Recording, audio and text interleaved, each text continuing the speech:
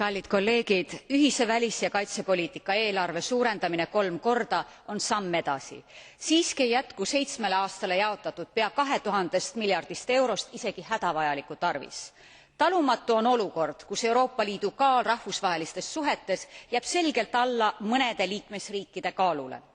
Liikmesriikidele oluliste küsimuste hoolimatu liigitamine kahepoolseteks on andmas surmahoopi Euroopa Liidu välispoliitika tõsiseltvõetavusele. Samamoodi nõrgestame end ise, lastes Venemaa lähivälismaa doktriinil tõmmata kriips peale võimalikele tulevastele liikmesriikidele. Nii meile endale kui ka meie partneritele tuleb kasuks, kui me räägime ühel häälel maailmas ja maailmaga. See peab olema ühishuvide, mitte suurriikide mugavuse hääl.